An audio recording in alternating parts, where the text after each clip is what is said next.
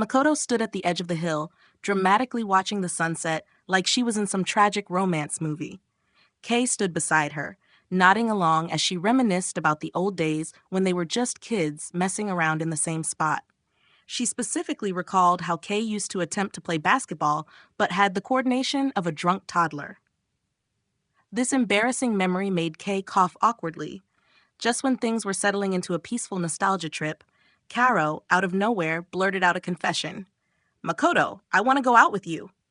Makoto blinked, taking a solid 5 seconds to process his words before her brain finally restarted.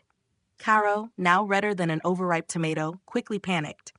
"Wait, no, forget I said that. Actually, let me just run into the sunset real quick." Before he could make his dramatic escape, Makoto grabbed his arm. With the grace of a malfunctioning AI, she stammered, "I'd like that," her voice barely above a whisper. Caro, now frozen, had blue-screened. His emotional processing unit was clearly not built for this level of success. Later that evening, as Makoto and Caro walked home together, she contemplated whether she should have held his hand. Caro, catching on to her hesitation, suggested it in the most awkward way possible. "So do you want a handhold?" Before she could answer, Caro randomly blurted, "Also, can I practice my CPR skills on you? Just in case." Makoto, now concerned for both his motives and sanity, hesitated before agreeing. It wasn't CPR. It was just an excuse for an impromptu kissing session that left Caro absolutely flabbergasted. He had officially entered a different dimension where reality no longer made sense. After she got home, Makoto was greeted by Tisi, her stepbrother, who had perfected the art of being suspicious.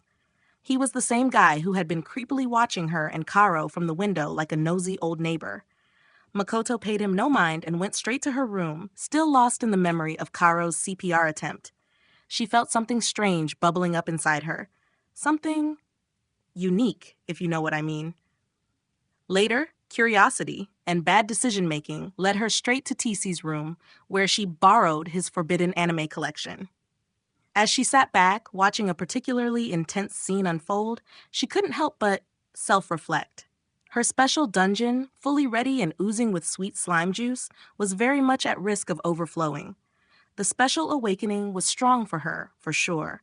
Right when she was at the peak of her deep self-reflection, she accidentally pushed into the wrong passageway.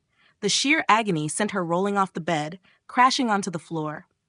Unfortunately, Tisi chose this exact moment to enter the room, catching her red-handed and possibly slime-handed. Tisi smirked like a villain with a true plan.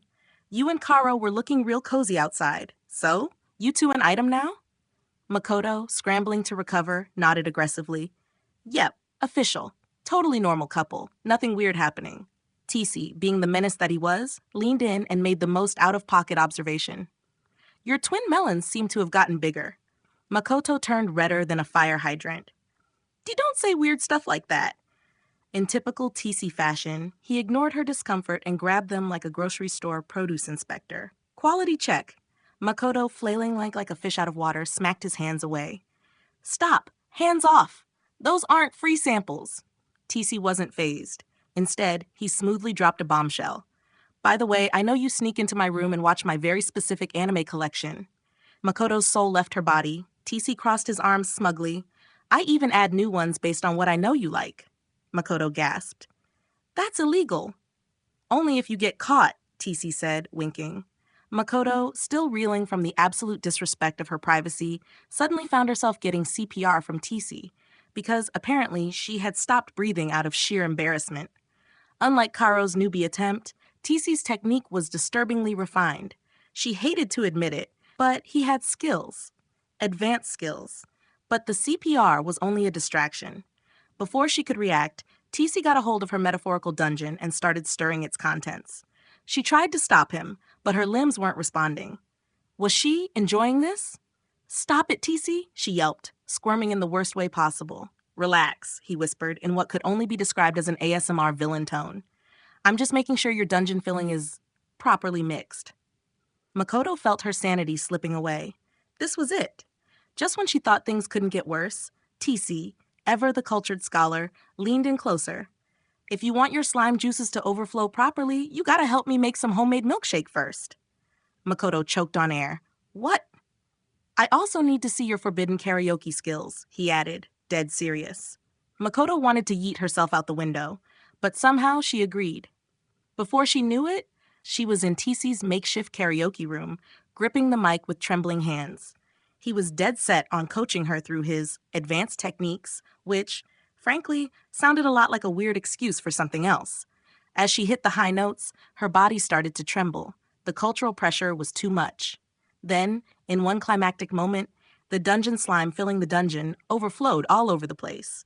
TC, ever the perfectionist, wasn't done yet. He insisted on teaching her an even deeper karaoke technique, one that involved rhythm, control, and absolute submission to the beat. Makoto, in a haze of exhaustion, let herself be guided. When it was all over, TC finally created his fresh batch of homemade milkshake inside as. Makoto, staring in awe, felt her soul momentarily leave her body. TC, seeing her reaction, grinned. Told you I was good. Makoto, barely recovering from the chaos, reminded him to put on protective gear next time. TC, rolling his eyes, sighed dramatically. Fine. Safety first? Happy? As he cleaned up the aftermath of their session, Makoto was left with conflicting emotions. She wanted Karo to be the first to appreciate her special dungeon with her. But here she was, covered in metaphorical milkshake, staring at TC, who seemed all too pleased with himself. She sighed, I still love Karo, you know. TC just smirked. That's cute. Deep in